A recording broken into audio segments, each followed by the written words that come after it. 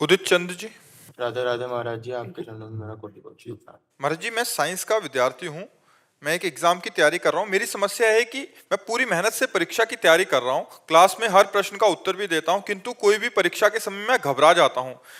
प्रश्न का उत्तर भी गलत कर देता हूँ, जिससे मेरे नंबर अच्छे नहीं आते। ऐसे में परीक्षा के समय कैसे धैर्य रखूं? नाम जप करो, धैर्य आ जाएगा।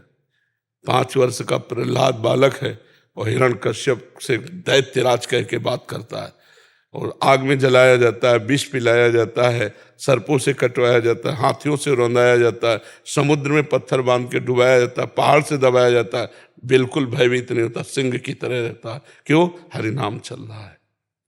मीरा जी को कितना सताया जा रहा है, बिल्कुल घबराती नहीं, क्योंकि नाम चल रहा है। तो इसलिए नाम जप करो और ब्रह्मचर्य का पालन करो। ब्रह्मचर्य में एक जोश होता है, एक उन्माद होता है, एक जिद्दी स्वभाव होता है। हारने का स्वभाव ही नहीं होता ब्रह्मचारी का। जहाँ हारने का स्वभाव होता है वहीं वो विजय प्राप्त करता है। जैसे ठंडी में बहुत प्रारंभ में ठंडी लगती तो गंगा जी में जा खड़े हो जाते हैं, अब मंत्र जप करते हैं।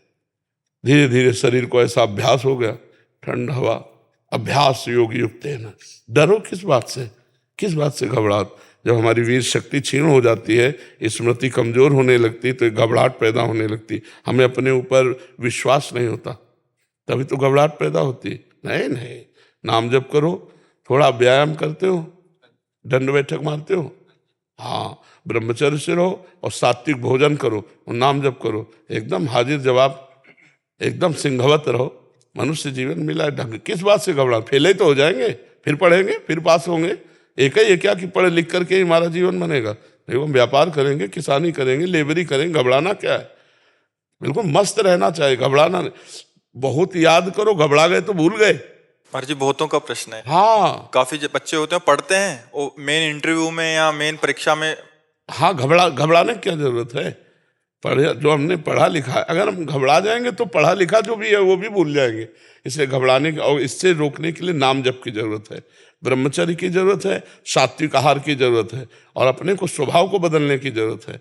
लूज स्वभाव नहीं रखना है, एकदम कट्टरता से उत्तर देना। जितना आता है उतना उत्तर दिया, फेल हो गए, कोई बात नहीं, आगे फिर पढ़ेंगे। महाराज जी, उसमें दो कारण बच्चे बताते हैं। वो कहते हैं कि एक तो 1 साल पूरी परीक्षा के लिए तैयारी की, दूसरा माता पिता का 1 साल पैसे लगे और फिर फेल हो गए, और समाज का और माता पिता। कुछ नहीं सोचना चाहिए, कुछ नहीं सोचना चाहिए। समाज क्या समझे? प्रेशर तो दिमाग में हमारे पड़ रहा है, समाज से क्या मतलब? पहले फ्री हो जाओ, एकदम मस्त। फेल होंगे या पास, मुझे कोई चिंता नहीं। पहले ऐसे फ्री हो और फिर जा करके करो तो पास हो जाओगे। पहले कहीं फेल ना हो जाऊं, फेल ना हो जाओ। फेल कैसे हो जाएंगे? हमने पढ़ाई पढ़ी तो दंड बैठक मारो, सात्विक भोजन करो, ब्रह्मचर्य का पालन करो, नाम जप करो, सब कुछ ठीक हो जाएगा। बिल्कुल घबराहट खत्म हो जाएगी। महाराज जी, ऐसे में आगे चल के फिर वो गलत भावना आ जाती है। हाँ, अब जैसे माता पिता डांट रहे हैं और मित्रजन उपहास कर रहे हैं, और उसका डरपोक स्वभाव, तो लगता है अब सब कर लो, यही ठीक है। बच्चे इसी में पहुंच जाते हैं फिर कि अब यार कैसे दोस्तों के बीच में मुंह दिखाएं, वो कह रहे हैं कि लो हम पास हो गए, तुम फेल हो गए।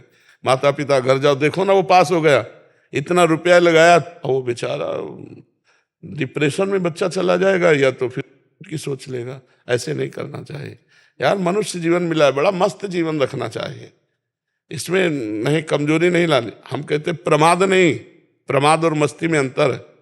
प्रमाद नहीं, अपनी पढ़ाई में पूरा मन लगा करके पढ़ो, और उत्तर देने को हो तो सिंहवत उत्तर देना चाहिए। सिंहवत तभी दे सकते हो जब ब्रह्मचर्य हो और तुम्हें विश्वास है कि मुझे ये चैप्टर बिल्कुल रमा हुआ है। कभी कभी दीवार से उत्तर देना चाहिए, अपने आप से प्रश्न करे कि मानो ये प्रश्न होगा तो उसका उत्तर खुद देना चाहिए। दीवार को मान ले टीचर और उसका उत्तर दे, अभ्यास पुष्ट कर रखे ना।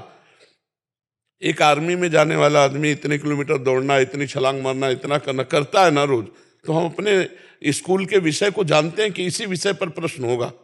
ऐसा तो है नहीं कि प्रश्न आप जिस क्लास में पढ़ रहे हैं उससे आगे वाले क्लास का आवे, उसी क्लास का आएगा, उसी जो अध्ययन कराया गया है उसी में आएगा। तो हम तैयार रखें, इतना मोटा ग्रंथ हो तो भी हम तैयार रखेंगे। हम अपने दिमाग को दबाते चले जा रहे हैं, उसको गंदा करते चले जा रहे हैं। अगर हम अपने दिमाग का प्रयोग करें तो एक बार पढ़ लें पूरा।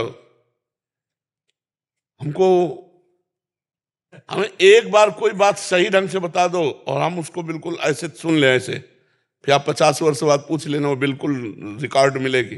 बहुत बड़ा पावर है, पर वो हमारा पावर छीन हो जाता है जब हम गंदे आचरण करने लगते हैं, गंदा भोजन करने लगते हैं, गंदे व्यवहार में चले जाते हैं, तो हमारी स्मृति छीन हो जाती है। स्मृति जागृत हो जाए तो कई जन्मों की स्मृति जागृत हो जाती है।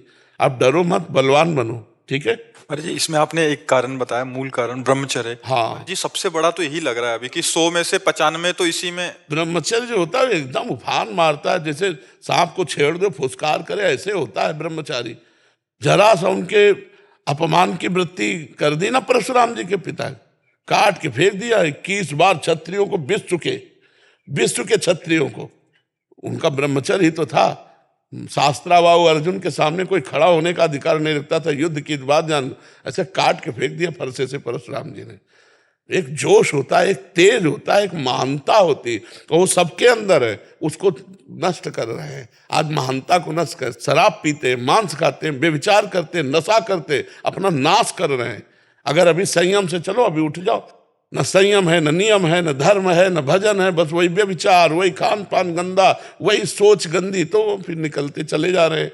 उनके जो दैवी संपदा है वो सब निकलती चली जा रही, आसुरी संपदा बढ़ती चली जा रही।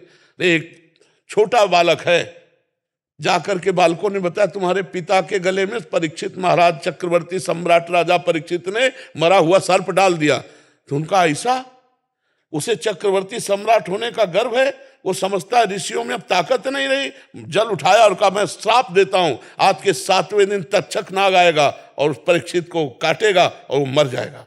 बालक थे श्रृंगी ऋषि, कोई ऋषि नहीं काट सका उनके वाक्य को। वो आखिरकार 7वें दिन सांप आया और काटा और महाराज का शरीर छूटा। भले सुखदेव जी ने श्रीमद् भागवत सुनाई उनके कल्याण के लिए, लेकिन सांप आया और काटा और उनका शरीर पूरा हुआ। छोटे छोटे बालकों में इतना तेज था। आज क्या हो रहा है? आज हमारे बच्चे बॉयफ्रेंड, गर्लफ्रेंड, दलित दुराएं, नशा, इनमें सब फंसे। इस समय ब्रह्मचर्य का समय, पढ़ाई का समय कि गर्लफ्रेंड बॉयफ्रेंड का समय? समय आएगा, गृहस्थी में जाओगे, ब्याह होगा, वो अपने उस विषय को भोगो। ये अभी विषय भोगने का टाइम है, नई अवस्था है, अपने लक्ष्य की प्राप्ति का समय। तो सब नष्ट भ्रष्ट हो रहे। माता पिता कुछ कहें, लड़के उनको धमकी दे रहे हैं, ज्यादा कहें तो लड़के उनको मारे दे रहे हैं, माँ को पिता को लड़के मारे दे रहे हैं। आज शासन खत्म हो रहा है, इसीलिए सब न अपने ऊपर शासन है, न माता पिता का शासन मान रहे हैं, न शास्त्रों का शासन मान रहे हैं, तो मनमानी आचरण करके भ्रष्ट होते चले। वो धमकी दे रहे हैं माता पिता को, बेचारे प्यार में चुपचाप दबे रहे हैं, और इतने दबे हैं, कोई डंडा मार रहा है, कोई घर के बाहर निकाल रहा है।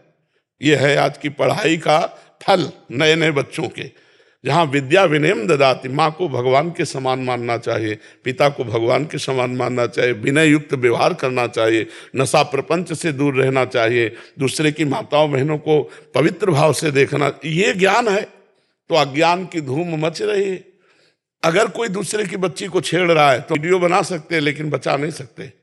आज का समय ऐसा है, प्राण चाहे निकल जाए, कूद पड़ना चाहे। भेड़िए की तरह तुम्हारा स्वभाव हो गया है। जहां माता मैंने देखी, सोने की जंजीर देखी, खींच लिया, वो गिर पड़ी, वो ऐसे उपद्रव किए। ना कोई शास्त्र शासन मान रहा है, ना अपनी इंद्रियों पर शासन कर रहा है, ना माता पिता का। अच्छा, माता पिता भी एक सीमा तक डांट सकते हैं, अब बच्चे सयाने हो गए, क्या डांटे? तो हमें खुद संभलना होगा, हमें खुद अपने मन और इंद्रियों पर शासन करना होगा। तो आप लोग जैसे नए बच्चे हो, अच्छे आचरण वाले बनो। डरने की जरूरत नहीं है, गंदे कामों से डरो, बुरे आचरणों से डरो, अच्छे आचरण वाले बनो। मर्जी एक और बात आपके संज्ञान में, मर्जी 10वीं 12वीं तक तो बच्चे माता पिता के शासन में रहते हैं, घर में रहते हैं। उसके बाद किसी कंपटीशन की तैयारी के लिए या इंजीनियरिंग या किसी भी आगे ग्रेजुएशन के लिए बाहर चले जाते हैं। वहां जाके उनका जो कुसंग होता है महाराज जी, ज्यादातर वहां सिगरेट पीना सीख जाते हैं, वहां नशा करना सीख जाते हैं। वहां ऐसे बच्चों का संग होता है कि वो बिगड़ते बिगड़ते गर्लफ्रेंड बॉयफ्रेंड और ऐसे वातावरण में चले जाते हैं। फिर उनका पतन महाराज जी हो जाता है। वो मतलब अपने रिलैक्स करने के लिए सिगरेट, दोस्तों के साथ संग, और ऐसा हो जाता है महाराज जी। वहां से उनका बिगड़ना बहुत बड़े स्तर पे, आज 80% 90% वहां से बिगड़ना शुरू होता है महाराज जी।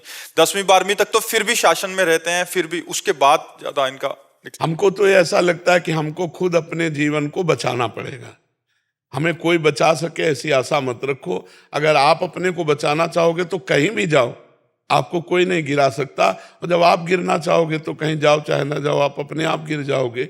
अपने को मजबूत रखना, कोई नशा नहीं करना, और ये गर्लफ्रेंड बॉयफ्रेंड वाला जहर वाला भावना है तो बहुत बढ़िया रहेगा। अब अभी नए नए बच्चे पढ़ाई में मन लगाओ कि गर्लफ्रेंड में मन लगाओगे? अरे जब दुल्हन आ जाए तो खूब मन लगाओ, नौकरी करो, और दुल्हन लड़का बच्चा हो, गृहस्थी में तो सब है ही है, तो थोड़ा 20-25 तक तो थोड़ा अच्छे बन जाओ, इसके बाद गृहस्थी में चले जाना, क्या परेशानी। अब अभी 13-14 के हैं, 18-15 के हैं, गर्लफ्रेंड बोले 2 गर्लफ्रेंड बोले 3 गर्लफ्रेंड। हालांकि हमारे ऑस्ट्रेलिया में करीब 50 परिवार हैं, क्योंकि आप का प्रोग्राम देखते हैं, सबके पास सब कुछ है, बच्चे हैं, बहुत पढ़े लिखे हैं, बहुत अच्छे पदों पे हैं, बिजनेस है, हर चीज है। लेकिन पिछले 2 साल से जो उनके जीवन में परिवर्तन आया, जी जी सत्संग और एकांतिक देव, जी जी सब जो है मतलब सबका मन करता है कि आए, जी जी। लेकिन सब लोग इतने बिजी हैं अपने काम पे जी। कि उन सब ने मेरे को बोला था कि आपको हाँ नहीं, बहुत सुंदर, सब मंगलमय, भगवान की सबके ऊपर कृपा है, सब अच्छे आचरण वाले बने हो, भगवान का नाम जप करे। सकल भूमि गोपाल की है, सब भगवान की ही है, चाहे जिस राष्ट्र में रहते हो अच्छे से रहो, भगवान का भजन करो, अपने धर्म को पहचानो, अपने धर्म की निष्ठा में रहो, कहीं भी रहो, तुम्हारा मंगल ही होगा। जी।